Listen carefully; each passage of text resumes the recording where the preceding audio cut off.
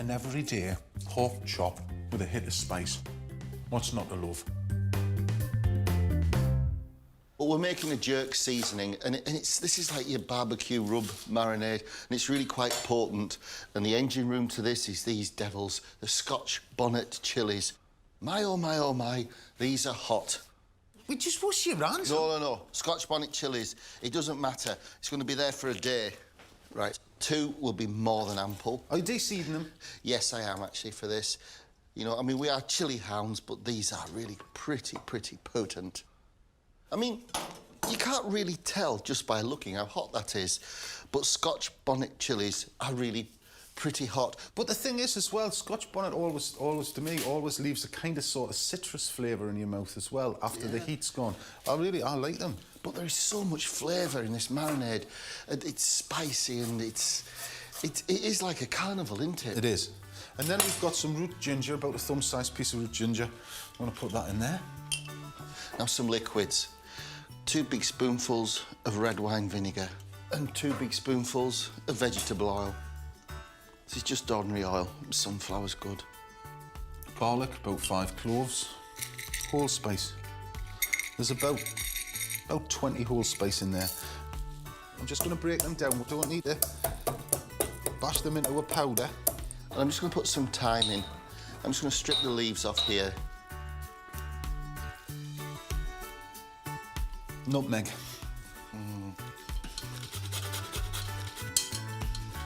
Teaspoon of cinnamon. And a teaspoon of our beloved smoked paprika.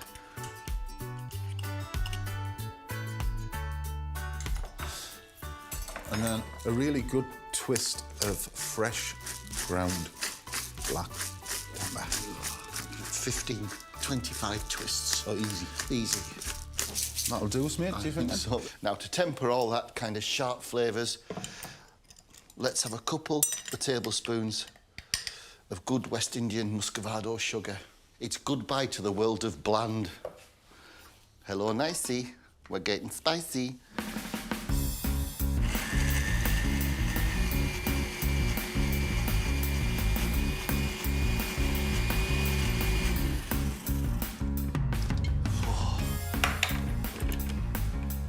Smell that. Oh, yes. Oh, you may need these. I think probably. My friend here is available for children's parties and all events like that. And just pour the marinade onto your chops. Goodness me, this is good. Right. Give it the massage of flavour. Just literally rub it in to the flesh of the meat. Make sure every single bit is covered. Because this is going to be worth it. You know, it might be cold outside, there's snow on the roof, but there will be a fire burning in the hearth when you've eaten that. It is. And then just pop that into the fridge for at least 4 hours, really, or overnight. That is good.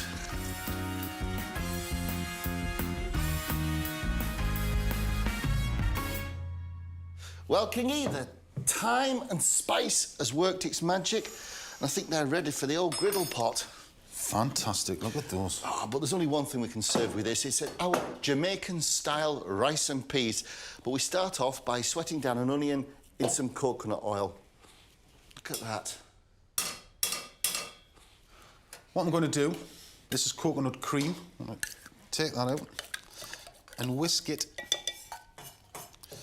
into some water, and this will be used to cook the rice. Right, that's whisked with it to a froth. David, we have a froth. A little bit of salt. Yeah, helps the onions cook, doesn't it? I think we're ready now, mate. You ready? Slap in the garlic.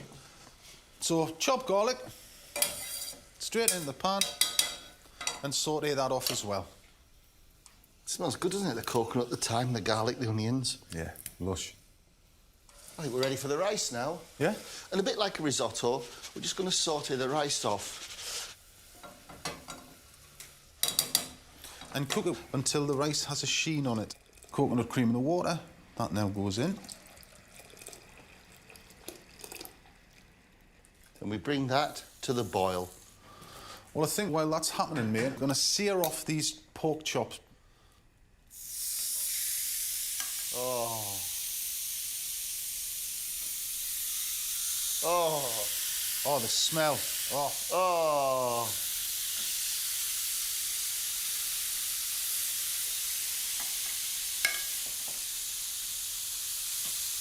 Right, we're up to the boil, so just pop the lid on, turn the heat down, and that's you for 10 minutes. Right, I'm going to transfer this to the oven.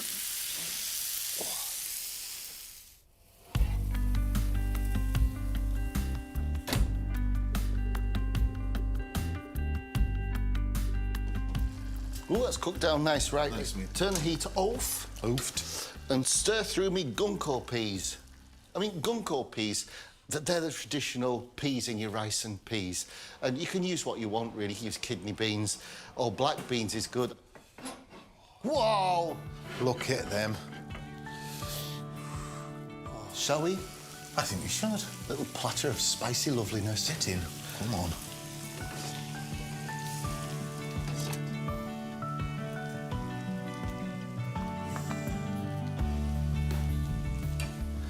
It's like, that just looks so good. It smells so good. Doesn't it just? Oh, yeah. It's hot. But little different, little twist from the norm. Kids are going to love it. Family's going to love it. Brilliant. Oh, that's good. That was brilliant, mate.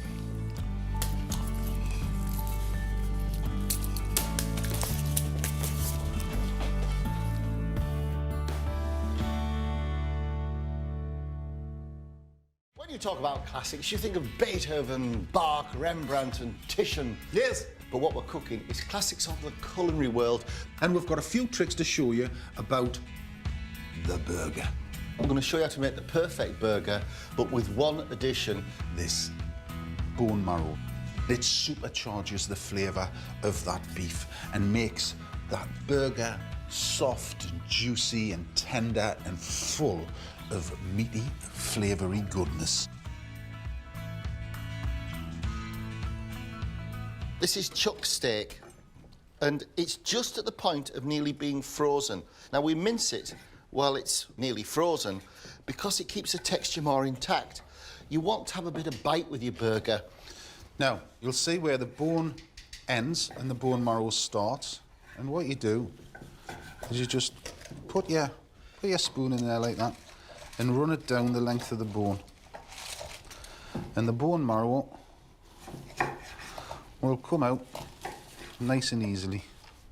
You know, Dave, I don't know what you've found, but bone marrow is quite popular now, isn't it? I mean, we've been using it for quite a lot of years. Yeah.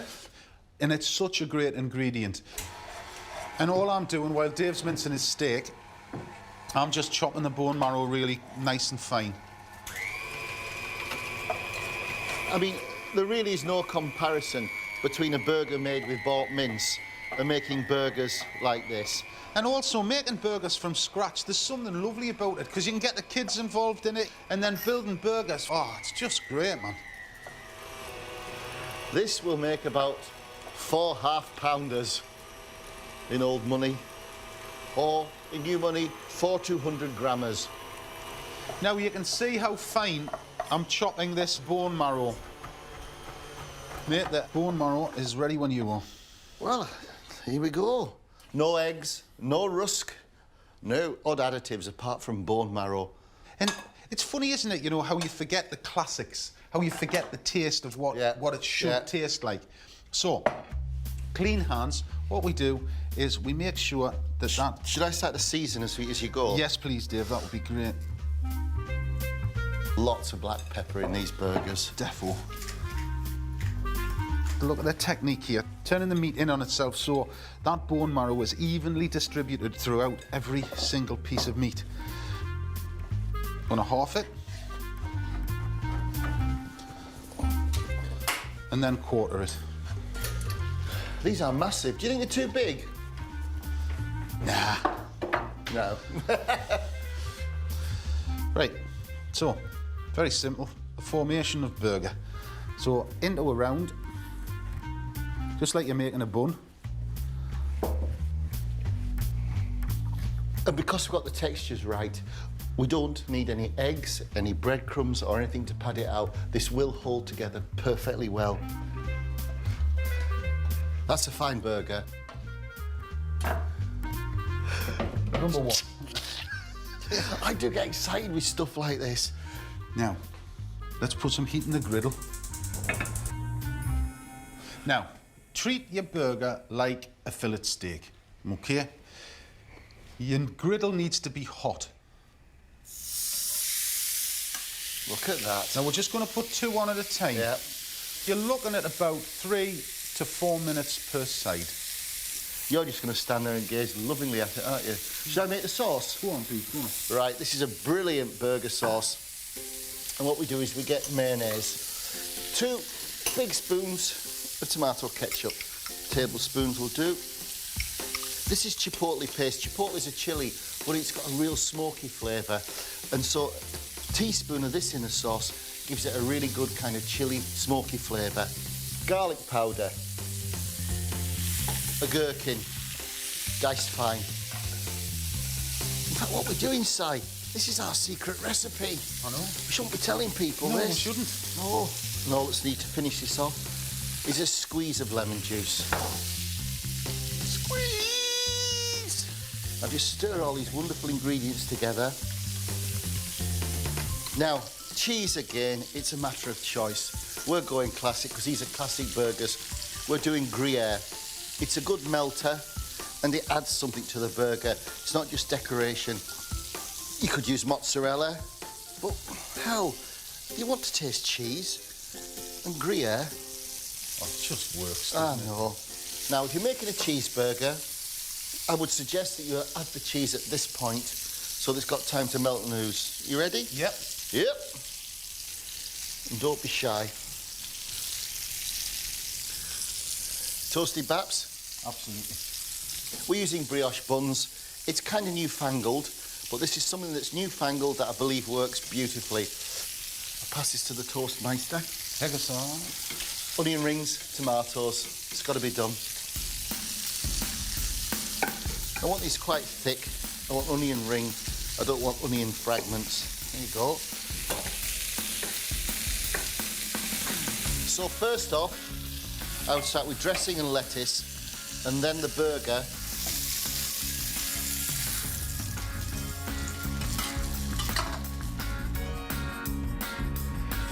Now, I defy anybody to say that that's possibly the best burger you have ever seen. Yes! Now, I'll probably go for a knife and fork, but it's burger. The texture is superb, the beefness is superb, the seasoning is superb, the Gruyere. This is the perfect burger.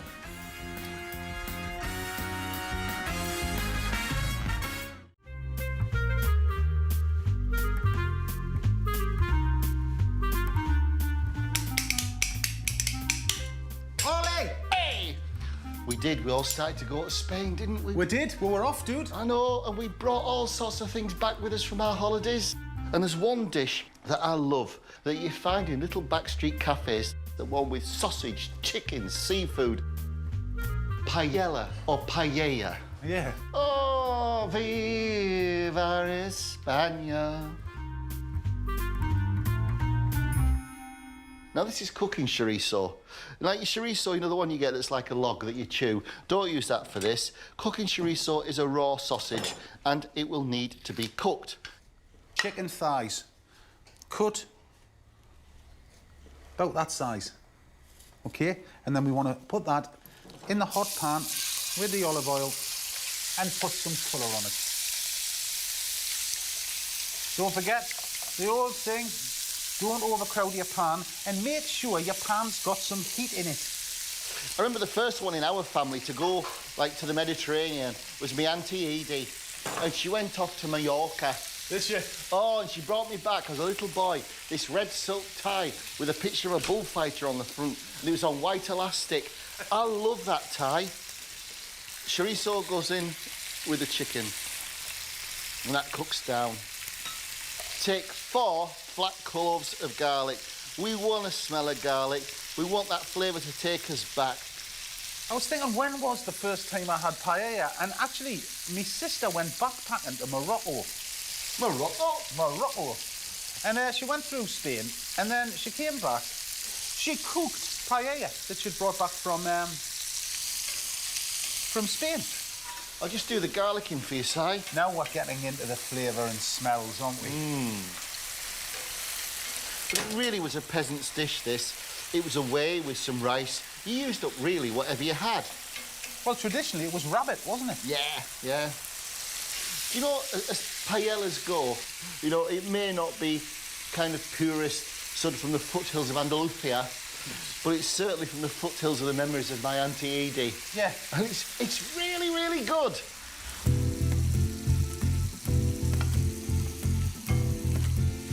We have to have tomatoes, 3 fat, juicy tomatoes. We want the flesh, not the skin or the pips. So what I'm doing is I'm halving them. It's a good tip, this, actually. Makes a lovely, lovely sauce. And I want to take the seeds out. I'm just going to grate the tomatoes, try and keep the skin. I'll put a little bit of seasoning in this. A little bit of salt.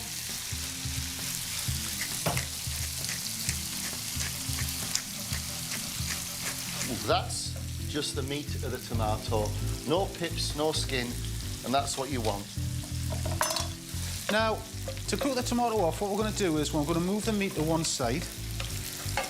And then Dave's going to put that in there like that. And now we want the zest of a lemon. Oh, Yeah. now it's starting to smell like holidays. Yeah. And I want a teaspoon of smoked sweet paprika. The smoky paprika gives it that almost cooked over fire taste. Now the saffron. The rice is going to be a wonderful golden colour, that's the saffron. And I'm using a reasonable amount of saffron, and I'm just going to put that into some stock. I've got a pan of hot chicken stock here. A couple of sprigs of thyme. 3 bay leaves. 3. And now some greenery. So what I'm doing is, I'm just going to chop these green beans, and I'm keeping the tails on. Look at that. Lovely, lovely colours as well, isn't it? Yeah. Deep reds. Well, it's all the colours of Iberia, isn't it? The Iberian Peninsula. Well, it looks like the tie that my Auntie Edie bought me. Lush, man. Oh. Right, now it's the stock, isn't it? Stock. Yeah. Let's just pour. Now, it's not like a risotto where you're constantly dribbling in kind of ladles full. This, you bung it in. I'm going to keep a ladle full back, so in case it starts to dry out, I can top it up. And just to bear in mind, the stock needs to be hot, not cold. Yeah. Now the rice. This is paella rice, or indeed, you can get away with risotto rice. Just sprinkle the rice in, so it's kind of quite an even layer. Now that saffron, it's soaked into the stock. The stock's got a wonderful golden colour. And you get more value out of your saffron if you soak it first. Now, this is the only time you ever stir your paella. After the saffron goes in. Now we leave that to simmer away for about 12 to 15 minutes until the rice is cooked through. As Dave says, we want the rice to cook through, but we take a piece out, we taste it. It needs to be slightly al dente because when we put the seafood on, the seafood needs time to cook and we don't want to overcook the rice.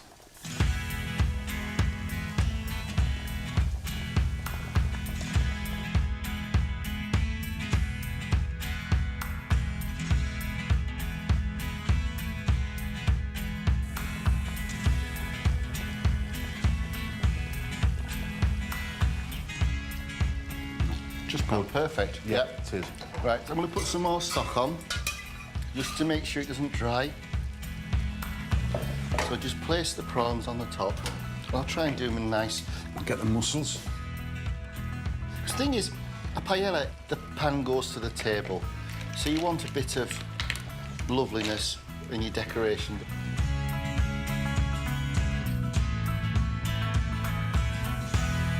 Now we just need to steam this until the prawns are cooked through. and the mussels are open. So just let that steam for about 10 minutes and you will have a paella that is fit to serve for Julio Iglesias at his birthday party. It's that good.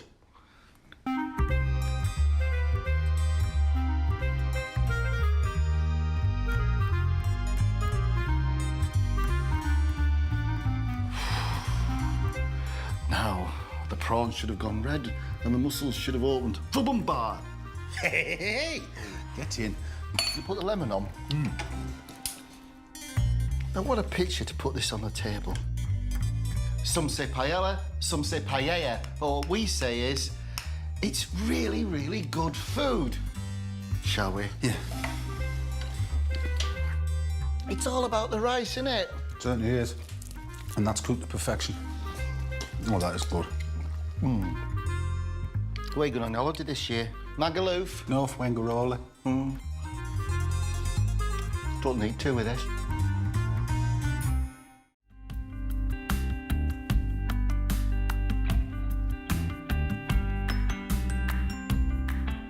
There's nothing better than a burger. Oh, burger and chips. But you know, they're not really good for you.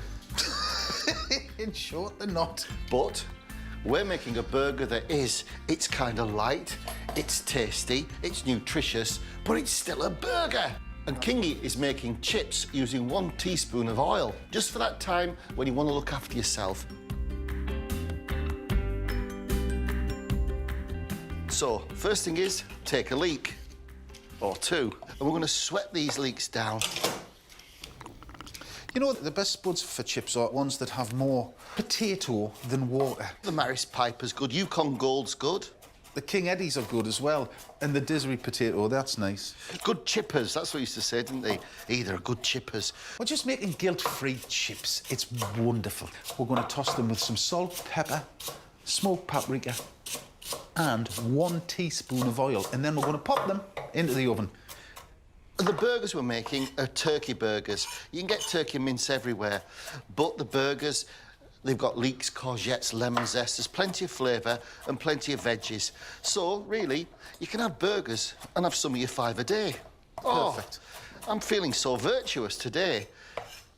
Now, the key to good chipping is to make sure that all the chips are relatively the same size, so they cook at the same time. Oh, yes. Oh, yes. And just let those sweat gently. So, teaspoon of oil, and this is just sunflower oil. So you just toss the chips in the oil. Then sprinkle with paprika, salt, and black pepper.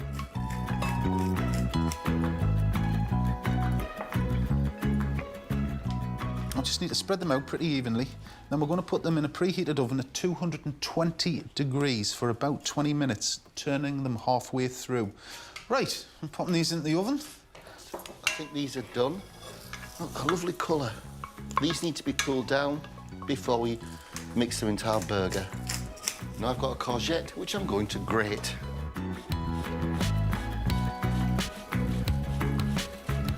Put the courgette in. And now I want the zest of a lemon. I'm looking forward to this, Si. Yeah, so am I, mate, so am I. Turkey mince, it's very lean. It's good for you. Pop that in. We can do this recipe. Minced chicken thighs are good. Now, this makes about 8 small burgers, but I'm going for quarter pounders. These are big biker burgers that make you smile. Get in. Very, very low in calories, low in fat, but very, very high in taste. When I was a kid, I was only allowed burgers once a week. And it used to be for tea time on Saturday when Doctor Who was on. I was a bit of a soft squidgy one with Doctor Who because I didn't like the monsters. I am a Dalek. Oh, where's my burger?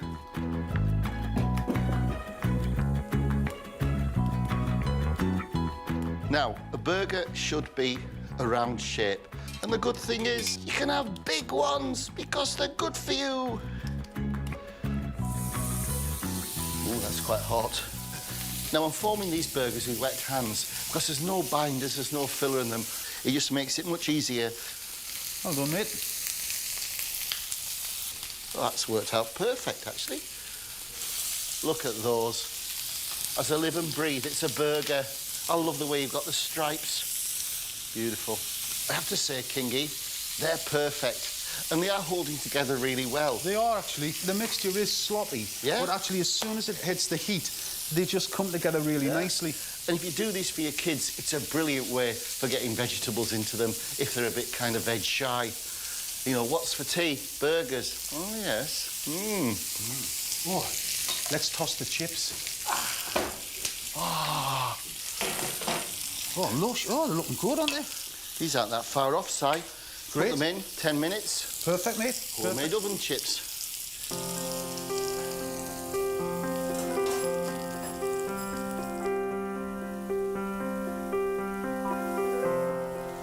Oh. Hey, you're flipping good at that, aren't you? Hey! Shall I get the chips out? Go on, mate, go on. What a great... Look at that. As I live and breathe, chips. But they're kind of spicy chips as well. I love you, aren't they? Why? Oh. Guilt-free feasting chips. Who'd have thought it?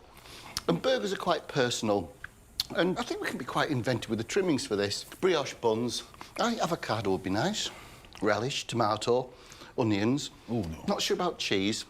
Now, have you noticed there is a huge upsurge in the appreciation of the avocado over sourdough toast and stuff? I had avocado in a healthy chocolate mousse. That worked brilliantly. I bet. No, I Yep. can get that, because texturally that would be amazing. Avocado ice cream's quite nice. But avocado's great. It's good for you too. I'm just going to put some lemon juice on the avocado. Bit of flavour, but it also stops it going brown. Oh, I'm going to go for it with this one. I'm going to have everything on mine.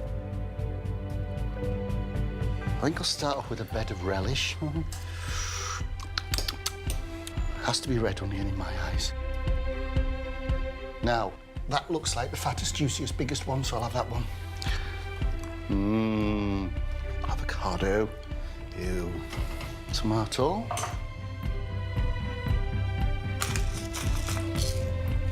Pinch of salt. We could put mayonnaise on, but, you know, these are guilt-free burgers, so use a bit of creme fraiche. Pretend mayonnaise. And a little bit of Popeye stuff. Nice. It looks good, it feels good, and you know what? It's going to do you good. And you know what? They're very good-looking chips. Yeah, really good. Do you know what, Kingy? What, mate? Let's burger off and eat this. Excellent. This is a proper fish cake. It's not loads of spuds with a fishy flavour. No, it's not. It's good. It's a good balance, this. So I'm going to start the mash, David. We're going to poach this salmon beautifully, a little court bouillon, and flake some hot smoked salmon to give it a nice savoury kind of umami thing. So first off, I've got some milk in this pan. I'll put a bay leaf in. Some peppercorns, just to flavour it a little bit. And let's have some dill stalks in this as well. Go on, why not? But to go with this, we're going to make some homemade tartar sauce, but it's a dill tartar sauce. You know, it's just that little bit nicer. Oh, it's lovely. It's a lovely recipe, this. And it's quite simple, as you'll see. Just float the salmon in there, pop the lid on, and give it about 5 minutes. Top tip when you're using a ricer, don't overfill it. Do you remember once we passed the potato through it twice? Yeah. We thought we'd get it finer and finer. Doesn't. No, we released all sorts of gluten and we created edible wallpaper paste. This is hot smoked salmon. Lovely flaked on a salad, but it can be quite salty, which is why we'll taste the mixture before we do it and just kind of flake it up a bit and pop that in there. You know, people often ask, where did you two meet? But we met in a pub. We did. It was brilliant. We were both working on a Catherine Cookson drama, and we were crew. And you were in your 20s, I was in my late 20s. And I saw this tall, old hippie standing by the pool table, and everybody was there. It was like, you know, they're all television people for lunch and that. And I said, I'll just have the spritzer and the, vegetable sandwich. And he said, Julian, what's the curry? I'll have that and an armbread eye and a pint of this.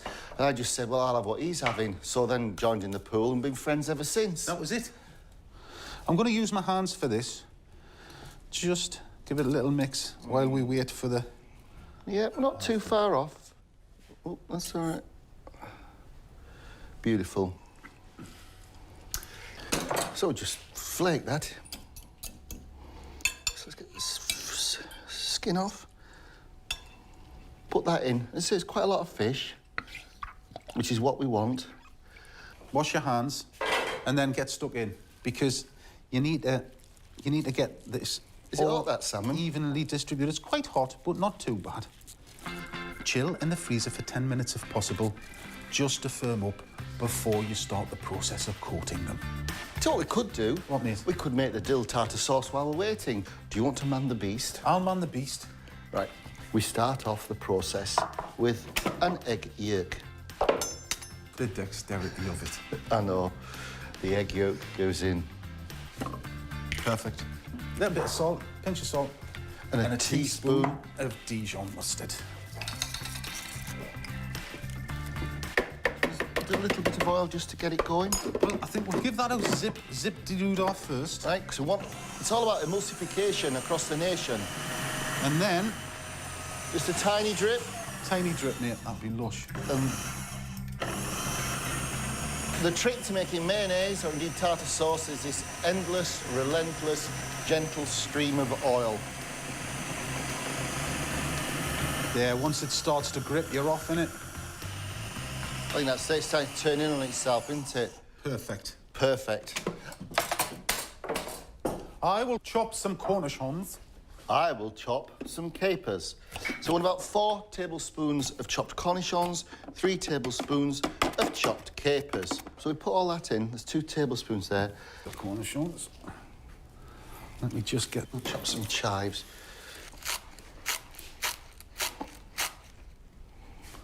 Oh, lovely. No, that's what I call tartar sauce. That is tartar sauce. Thank you, man. Oh, that's perfect, dude. Oh, yes. Oh, yeah. Well, we'll just put this in the fridge and it'll be ta-ta. See you later. Fish cakes. Yes. The time has come. It certainly has. Got some flour. And this is what everybody calls panning, which basically means put it in crumbs. We're using panko breadcrumbs, you know, like the Japanese ones. Do you know, in a funny sort of way, I quite like those orange breadcrumbs that my mum used to use. Yes. They're not right, but do you know what I mean? They're ornamental. So, to form your fish cakes, just take some of the mixture and then just push it together in your hands. Get some heat. And we want the fish cakes to be golden. And the trick to that is to put some butter in with the oil. Pat them out.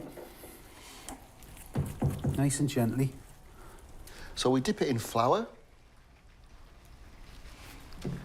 in egg, sure it's nicely coated, and then in the crumbs, and really dredge it. And just float it into the oil and butter and repeat. If some children are a bit odd about fish, somehow they don't see fish cakes as being fishy. Yeah, they don't see them as intimidating at all, do they? Nah. It's an easy eat, that's why, and that's a good thing, you know. That's why you want to get your kids into eating fish cakes, because eventually their palate will develop for the taste of fish, and we're an island race, and we should be eating more of it. Let's make it generous, you know, because with that sort of pub, the sort of pub that's got that bearded, jolly landlord that's full of bonhomie and you get good portions. Absolutely. Aye.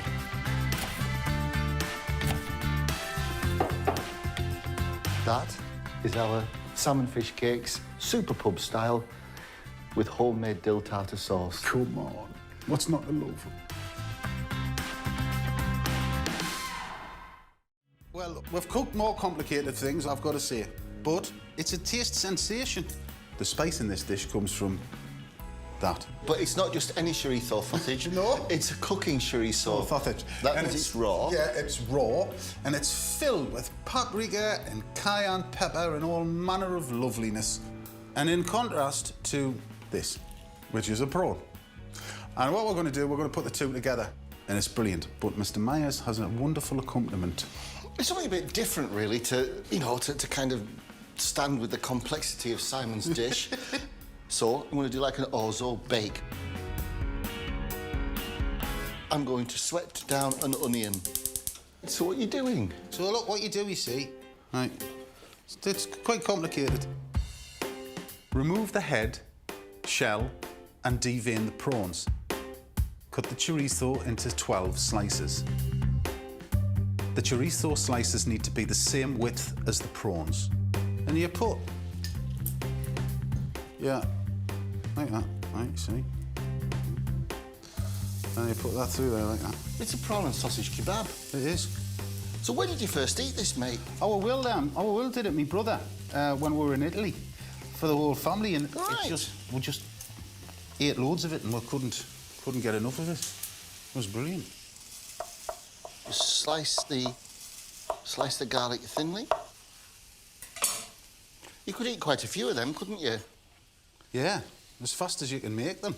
And I think the nice thing about it is that it is really, really simple, but the flavours just go really well together. Right. Now the Orzo. It looks like rice, but in fact it's pasta. Put that in there. But make sure that the chorizo that you use is a spicy one, because that's quite important, and it has quite a big fat content. Now the Orzo's got a lovely coating of the oil, so we're just going to kick it off with some stock. Bring that to a bubble. Now this, the most expensive spice in the world. I love it, saffron. It's beautiful. Pinch does go a long way. Now I'm going to bake this, because I think it's just going to make it a nice tighter Orzo. Preheated at 180 degrees Celsius for about 15 minutes, and we will magically have a pan of bright yellow Orzo.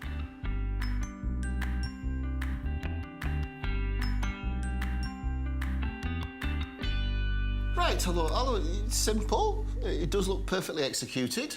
Well, you know, it doesn't get much more simple, does it? But the thing is, it's the flavours, man. They just work. With the orzo, and then the saffron, lovely spice, and then you've got the piquancy of that fabulous chorizo, lovely, lovely cayenne pepper, hot, dry flavours, and then the unctuous loveliness of the prawn, which is a sweet note. It's perfect. Yes. Anyway, right, well, I'm going to just stick these on.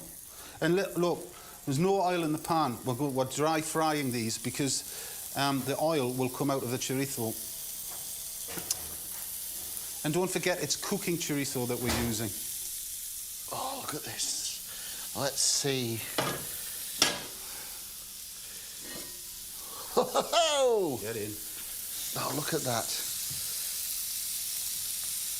Oh, yeah. Right, herbage. I'm not sure about the mint. Lots of herbs. I'm then going to stick with the coriander and parsley. Now, you want to cook your chorizo and your prawn little kebabis in the pan for about 2 minutes aside until the chorizo takes on a little bit of caramelisation and flavour. And don't be shy about the amount of herbs you put in this. It's a little bit like tabbouleh, you know, it's part of the dish. I will put a bit of mint in, just a bit.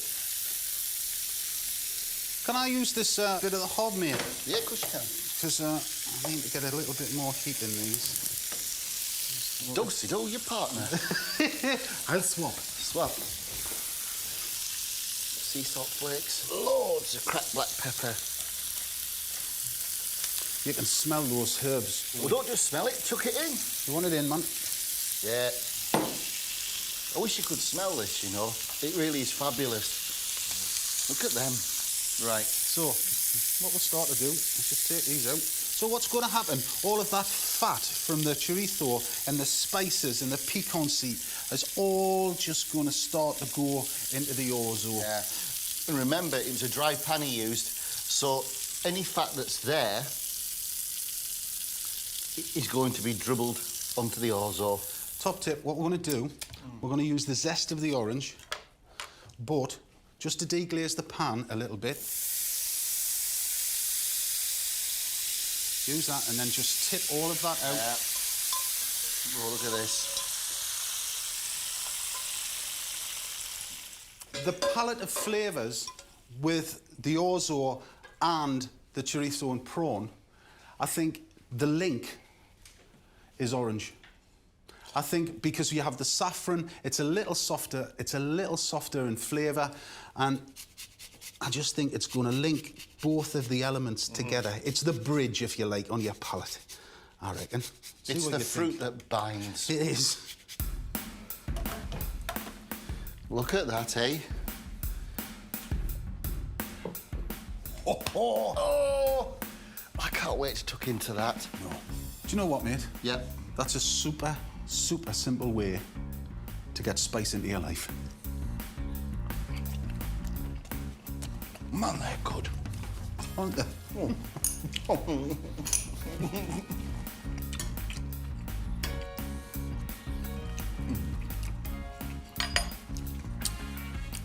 I could eat that till I popped. Definitely a good one with the orange, isn't it? It's fabulous. You see, as much as we can get on, we've proved sausage and prawn can get on too. Indeed. With the addition of a bit of spice. You need a bit of spice in your life. You do.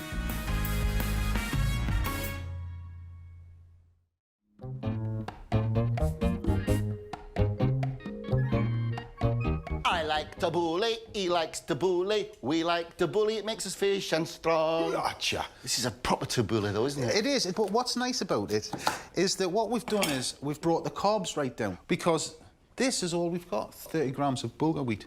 And you soak that, and we're replacing the bulk of the tabbouleh with celeriac and courgette.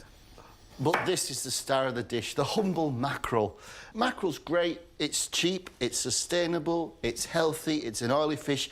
It kind of ticks every box. Well, the good thing about this is we're going to thread them with onion on a kebab, we're going to marinate them, and it takes the humble mackerel to a new level. Served with that healthy tabbouleh, it's filling, it's tasty, and it's got a huge yum factor.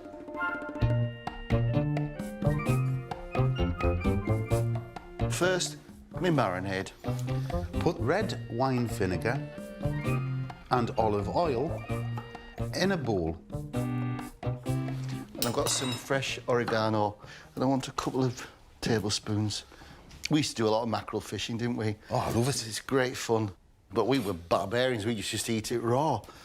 Catch it, kill it, munch, munch, yum, yum. And just chop this fine.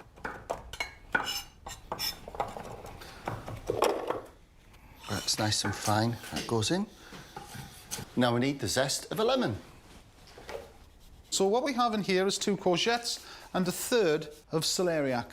And I'm going to pulse it until it is fine breadcrumbs.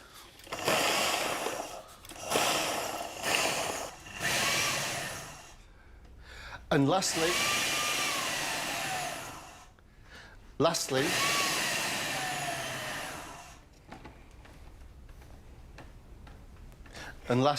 some chili flakes. As many or as few as you want. If you're in need of feel-good food, I'm the doctor and this is the prescription. This dish is a culinary vitamin tablet. Now, take your mackerel carefully. Place it first, flesh side down. Now, this doesn't need to marinate for a long time. I would reckon about half an hour. So, give it about 15 minutes this side, and then we'll turn it over.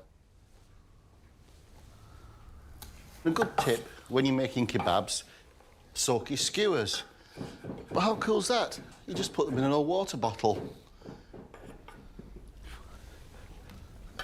I've just put finely chopped onion in some water. Now, all that does is it takes away that heat and acidity, because we want it to balance out with the celeriac and the courgette and the bulgur wheat. It's better, isn't it, onions, when you do it like that? Yeah. If you're using them in a salad, it just takes the raw edge off them. Right, time to turn the mackerel.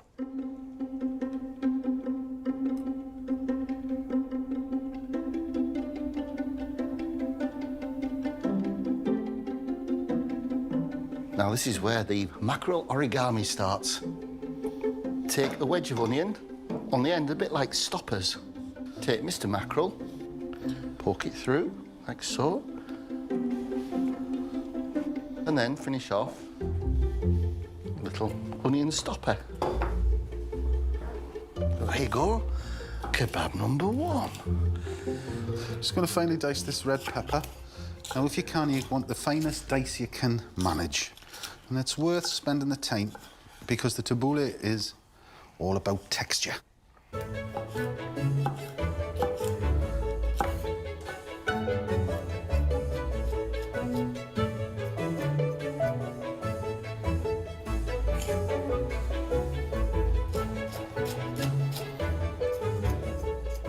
These are brilliant on a barbecue, but you can do them on a grill or a griddle.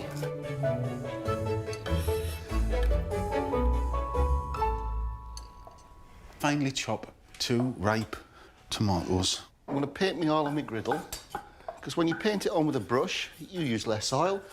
Therefore, You feel good! feel good. No, no, no, no.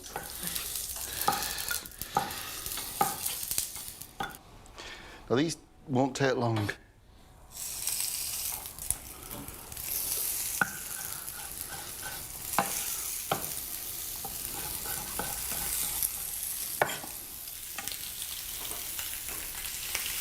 So what herbs have we got in here, Kingy? So we've got some mint and parsley, and you want all of that in.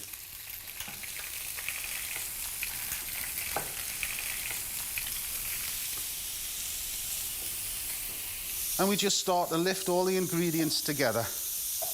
Now, don't forget, what we've done is we've only using actually 30 grams of bulgur wheat in this, and it's a really, really nice alternative.